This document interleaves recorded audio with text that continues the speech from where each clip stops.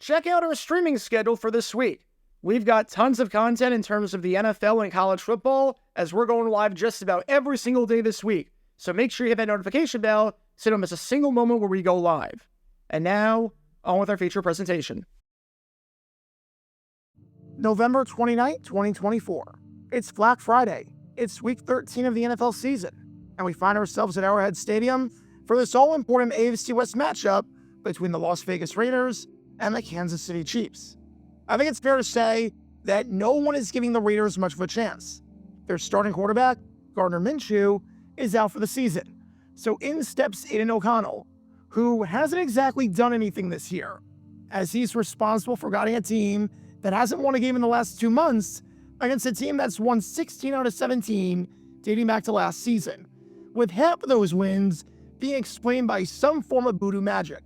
Seriously, at this point, it wouldn't shock me if the Chiefs won a game trailing by 1 point with 10 seconds left, the other team punts the ball away, and the snap goes over the punter's head for a safety.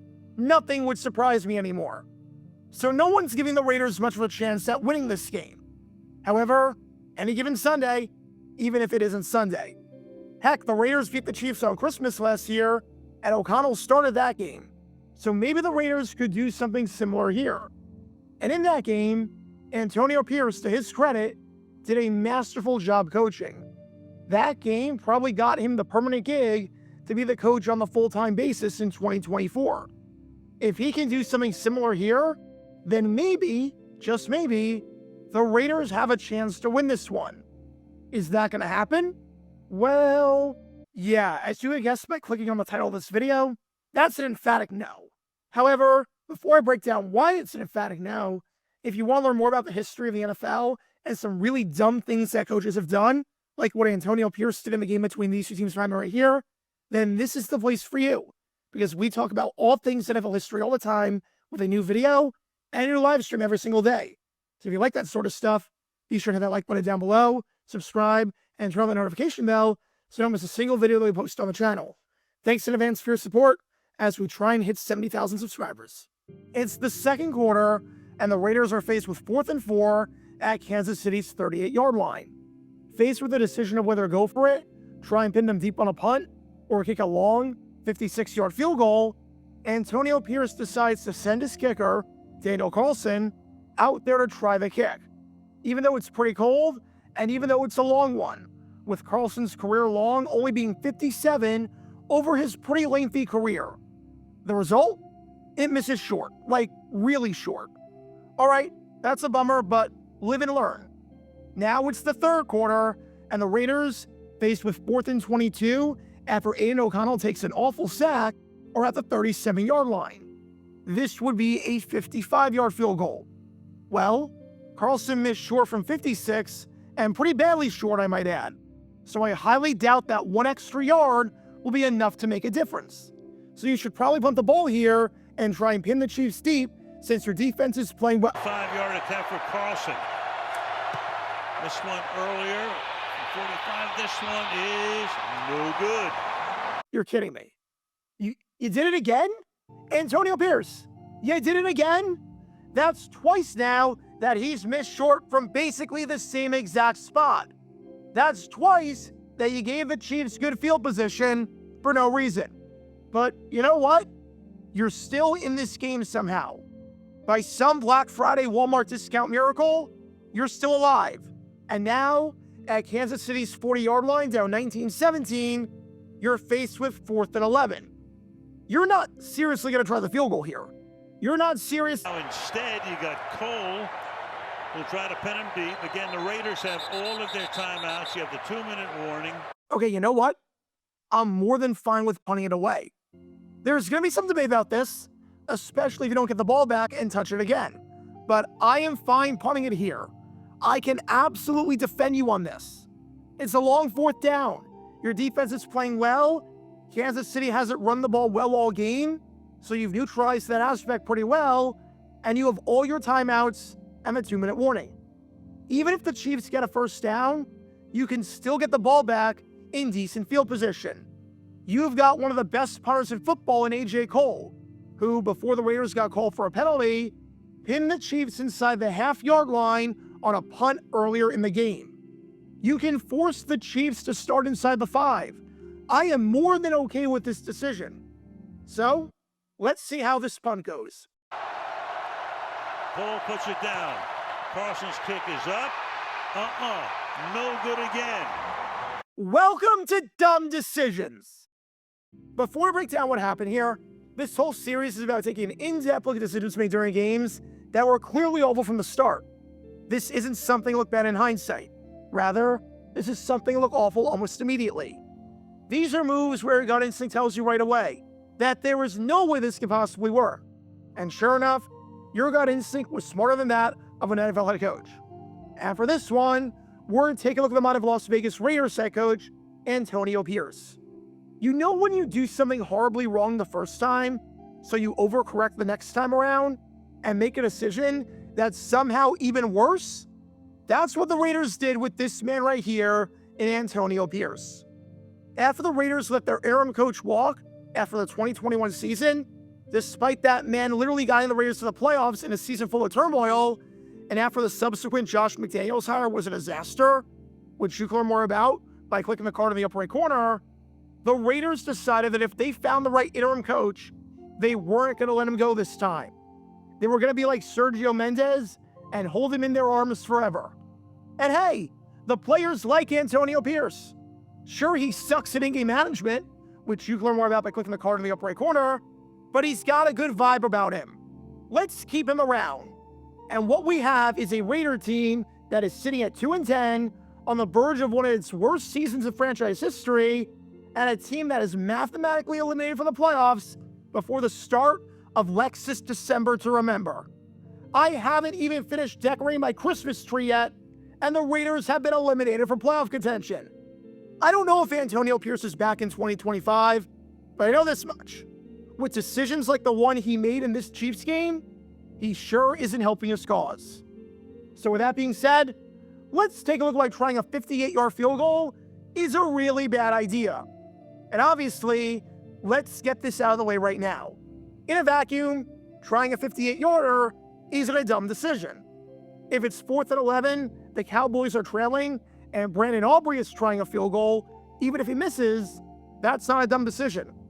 If there's 2 seconds left, and the 2 options are either trying this kick or a Hail Mary, that's not a dumb decision.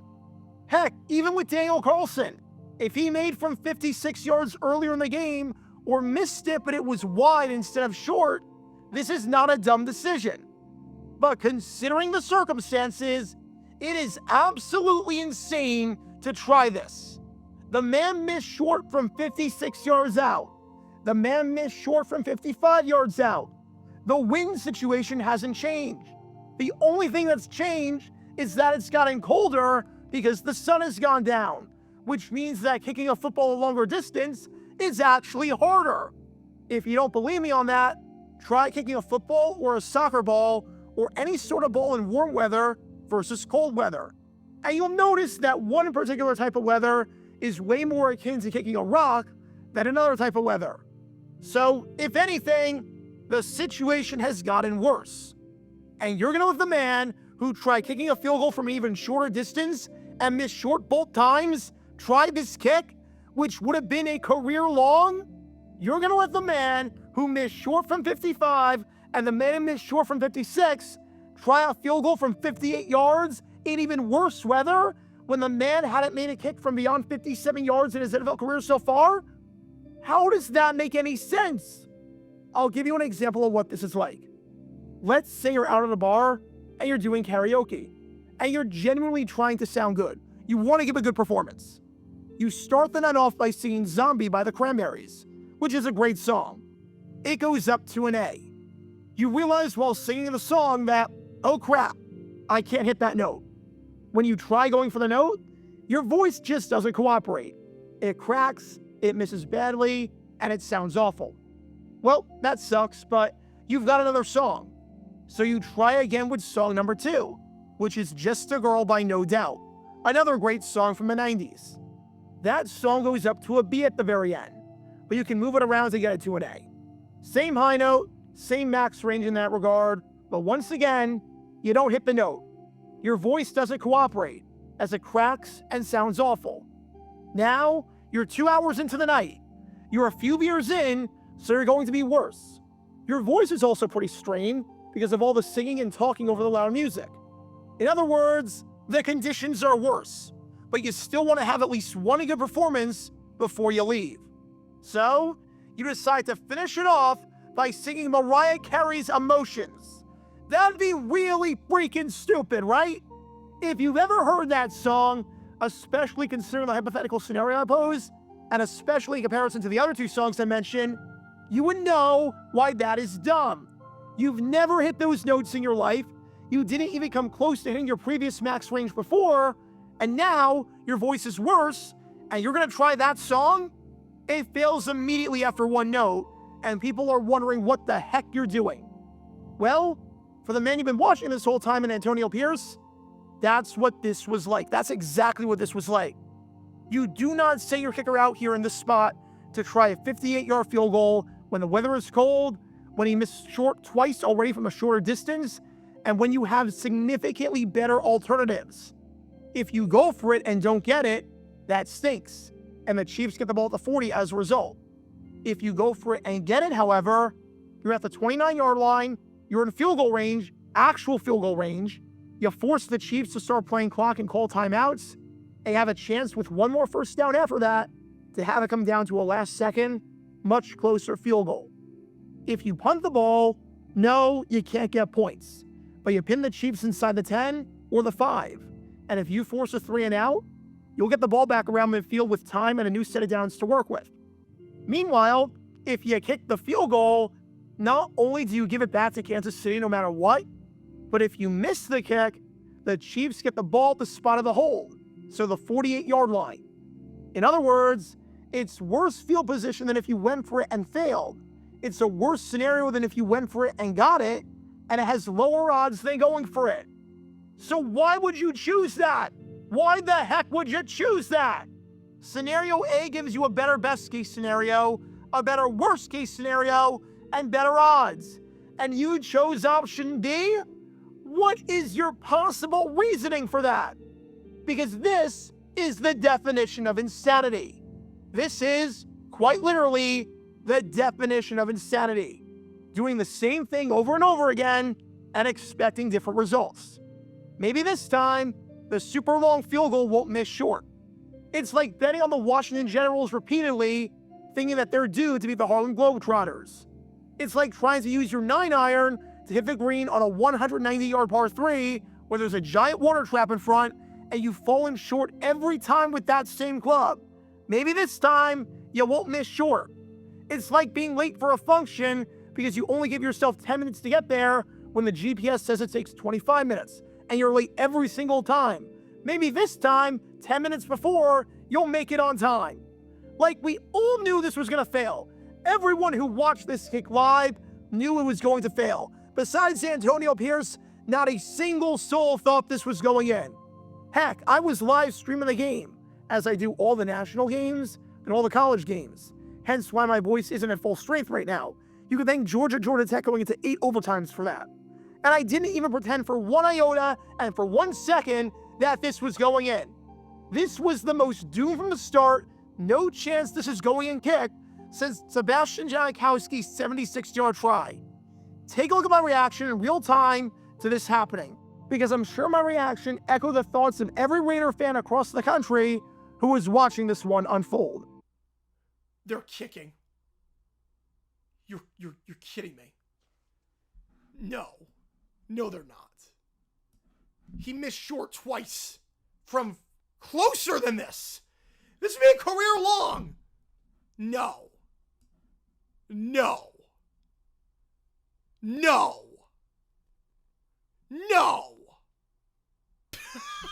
What?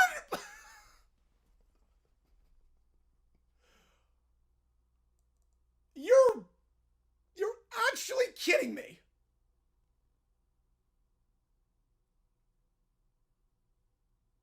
Well, that missed short by like 20 yards. That was like the one thing you couldn't do. That was literally the one thing you couldn't do, was kick the field goal. So what did Antonio Pierce have to say about this? especially seeing as he compounded the matter, may I point out, by burning a timeout for some reason, which could have been extremely valuable right there. What was Pierce thinking by sending his punter out there, calling timeout, changing his mind, and trying an impossible kick? Well, take a listen and see if you can understand any of this word salad. What was kind of going through the thought process on Daniel's 58-yard field goal? First ran the punter out, then called the timeout. Yeah, just look. Yeah, just give our kicker. I mean, our special's been right between AJ and Daniel, and I know he missed two, and you can hear that our guys on the sideline really believed in him. And hell, I didn't blink. So we brought out the punter. You know what? Looking at the time, we came here to win. So felt good about our defense where we was at that standpoint, regardless of where they got the ball. That we go out there, and even though he missed it, we did get another 3 and out, and gave our offense a chance. How does this explanation make sense? First off, you believe in your kicker, even though he missed short twice and had to hit a field goal that long in his career? Just because you believe in something doesn't make it true. I can believe all I want that I'm going to get a hole-in-one on a 500-yard par 5. That doesn't mean it's reasonable to believe that. I can believe if I'm a waiter that the next time I bartend, someone's going to tip me $1 billion. That doesn't mean it's reasonable to believe that. I can believe that I can get a perfect score on the MCAT despite not studying or knowing anything about the medical field. That doesn't mean it's reasonable to believe that. This belief was so misguided and rooted in absolutely nothing that it defies all logical explanation. But then, he said that he did this because he believed in his defense to get a stop. So if you believed in your defense to get a stop, wouldn't it have made more sense to punt the ball and get good field position as a result? And if you believed in your offense, wouldn't it have made more sense to believe that they could get 11 yards on one play? And if you were trying to win the game, wouldn't it have made more sense to go for it, knowing that if you get the first down, you only need one more first down to essentially win the game and have it come down to a close last-second field goal? What Antonio Pierce said contradicts everything that he did. Quite literally, his presser was a walking contradiction. It's like how Pierce preached aggressiveness and setting the tone and wanting to win games and take it to teams. And then, the first week, in plus territory in the fourth quarter while trailing and facing 4th and inches, he punted the ball away. You can learn more about that by clicking the card in the upper right corner. I don't know how you can trust a single word that comes out of this man's mouth. I genuinely don't know how, because this explanation gives me more questions than answers. And trust me, I already had a lot of questions. A lot of freaking questions. Antonio Pierce makes no sense. Plain and simple, he makes no sense. The situation with Antonio Pierce, especially after the game between these two teams behind me right here, is very similar to what happened with Ray Williamson with the Tampa Bay Buccaneers in the early 90s. I've talked about this before, but in 1990, the Buccaneers were not a good team. Ray Perkins was fired in the middle of the season, and he was replaced by Ray Williamson. Now, under Williamson, the Bucs were 1-2, but they played hard, they played well, and the players liked playing for him. So the Buccaneers decided to remove the interim tag and promote Ray Williamson to the full-time head coach in 1991. What followed was a disastrous season where the Bucs went 3-13, and Williamson was immediately canned. Antonio Pierce is following a very similar career path. History always finds a way to repeat itself for the National Football League. And that's especially true considering the fact that Antonio Pierce's in-game management skills over the past year have not gotten better. With more experience, if anything, he's gotten worse. So what do we learn from all of this? If your kicker can't hit from long distance, then guess what? Don't try a field goal from long distance. If your kicker missed short twice already, then don't have him try a third kick from a longer distance with even worse weather conditions to boot. If you're trying to win the game, then don't pick the scenario that gives you the worst odds of winning. If you're trying to succeed on this play, then don't pick the scenario that gives you the worst odds of success. If you're believing in something that doesn't exist, then believe in something else, especially when the only thing that matters in this game are objective facts as numbers, as in wins and losses, of which you have very few wins and many losses. And just because you try to do the same thing over and over again, doesn't mean it's bound to work out one of these days. Call it a misguided belief, call it sunk cost fallacy, call it stupidity, Call it whatever you want. But whatever it is, Antonio Pierce was the furthest thing from competent on this day. Because when all these elements are in play, you can't exactly be surprised when this play backfires. Talk about a wait. I'm not done. There's still more? The video is already 20 minutes long. How much more can there possibly be? You're telling me that there was another dumb decision that Antonio Pierce made later in the same game? He might have outdid himself? Come on. That can't be right. Show me the play. Show me the freaking play. For Aiden O'Connell and the Raiders. All right. Spike the ball on second down to stop the clock. No issues there. I fail to see the problem. What happened next? Field goal from here. Drops it. Flag is thrown though. Flag will stop it. Well, that sucks. I mean, that's an insane way to lose a game, and that's Chiefs voodoo magic at its finest. But I wouldn't call that a dumb decision at all. That just seemed like a really bad player error, but I can't blame Antonio Pierce for that. Not his fault that the center couldn't time the snap properly and that Aiden O'Connell wasn't ready. This seems like a massive overreaction to call this another dumb decision, and seems like making a mountain out of a molehill, and seems like, I'm sorry, what? On the last play, you just basically trying to get a few more yards there to get into better field goal position. You talking about when the ball's...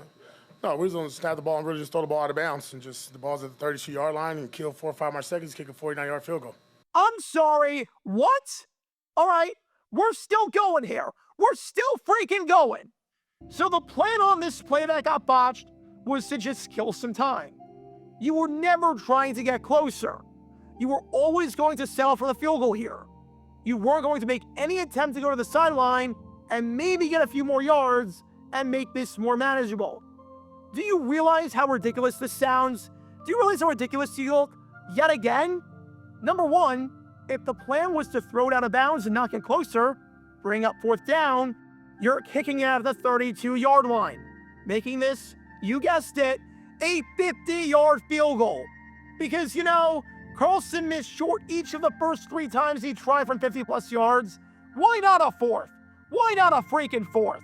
Let's try having him attempt a super long field goal once again when he's 0 for 3 from that range today and when it's even colder than it was before. Let's not even attempt to get him closer and bring him more within range. Let's make this field goal as hard as possible for Carlson to attempt. Makes sense. Makes perfect sense. It's like when the Bears decided not to get any closer against the Packers for Cairo Santos, who is notoriously bad from long range, and spoiler alert, it didn't work out, as there's a reason that the Bears lost that game, and Matt Eberflus is no longer employed. You can learn more about that by clicking the card in the upper right corner. Did the ghost of Matt Eberflus possess Antonio Pierce and his body? Maybe, because that's the only reason that part makes sense. But more importantly than not trying to get closer, if that was the plan, if that was the honest-to-God plan, then, oh yeah, why the heck would you spike the ball with 15 seconds left, you absolute moron? You don't want to give it back to the Chiefs. You want the field goal attempt to be the final play of the game, and you are more than content with the yardage. So, spike the ball with 5 or 6 seconds left, and then try the field goal. This way, the kick is the final play of the game, and nothing bad can happen. If you try a play on third down, where the purpose is to get 0 yards, you can get called for holding. You can get called for an eligible man downfield. You can have a bot snap, a false start. Basically, things can happen. Crap can happen. Why give yourself an extra play when you don't have to? It's like if you have a 2-goal lead in soccer.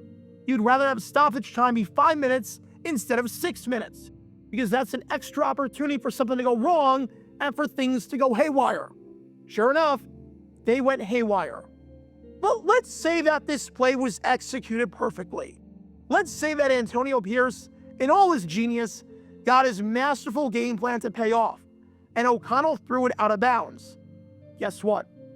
The play isn't taking 15 seconds. The play is taking 5 seconds max. This means you're kicking the field goal with 10 seconds left, and a field goal isn't taking 10 seconds. So if you kick it and you make it, you're still giving the Chiefs a chance to touch the ball again, which, you know, defeats the entire purpose of what you were trying to do in the first place. So you didn't want to get any more yards to get closer. So you just wanted to kill the clock and prevent Kansas City from having a chance to touch it again if you scored. So you did the one thing that ensured the fact that Kansas City would actually, in fact, have a chance to touch it again? Remind me again how that makes sense. Any sense. Even if you were fine with the yardage, which is still stupid considering, well, everything we know, but still, even if you were fine with that and you wanted to kill the clock, there were ways to do it without risking another play and without giving the ball back to Kansas City, which, spoiler alert, you did. I don't know how you saw Matt Eberflus did the other day on Thanksgiving, 24 hours before, which you can learn more about by clicking the card in the upper right corner, and decided that you could mismanage a game in the final 3 minutes worse than him. But you may have found a way. You may have actually found a way. Either call a play to get closer or spike it with less time on the clock. Don't do this. You picked the worst of both worlds. You were the anti-Hannah Montana, which seems to be what you're pretty good at based on the field goal earlier. You picked an imaginary third option that didn't exist until you made it up. And you picked an imaginary third option that shouldn't exist or have any reason to exist. And it backfired badly. And now you'll be watching the playoffs in Cancun as a result. The only question is whether you'll be watching as the head coach of the Raiders. And on one hand, I would say that what Antonio Pierce did in the game between these two teams behind me right here was so bad that literally any halfway confident coach would have won that game against Kansas City. The Chiefs tried their best to give the game away to the Raiders, and the Raiders didn't take advantage of it because Antonio Pierce is a moron. On the other hand, I feel like every single time a coach plays the Chiefs, he decides to spontaneously combust at the worst possible time. The Chiefs won by doing absolutely nothing. Antonio Pierce was dumb in this spot, but based on history and voodoo magic, I think every coach would have been dumb in this spot because the Chiefs just have a spell on every single coach of the National Football League, it seems like. That's 14 straight one-possession games, and half the time it's because the coach on their side did something stupid that he usually would not do in a regular game. It's mind-boggling. It's baffling how they keep getting away with this. But Antonio Pierce is going to add his name to that tally in terms of coaches just really screwed up at the worst possible time against the back-to-back champions. So what do we learn from all of this? Antonio Pierce cannot coach. Simply put, Antonio Pierce cannot coach. He is so far out of his depth and out of his element that it is painful to watch. Because when all these elements are in play, you can't exactly be surprised when this play backfires. Talk about another dumb decision. God, my voice is shot because of the stupidity over the last 2 days. I cannot take it anymore. Be sure to like and subscribe if you have not done so already, as it helps the channel out a lot. And check out my other channels, JG8 for the history of college football, JG7 for the history of baseball, and JG9 News, where we talk about all things happening in the NFL. Join me every Wednesday night at 8 p.m. Eastern, where we'll play live NFL trivia for cash prizes. And make sure to join me live as we're on stream just about every single day. And thanks to all our Patreon members and our YouTube members for helping out the channel. See how you become a member and show your support financially in the description down below.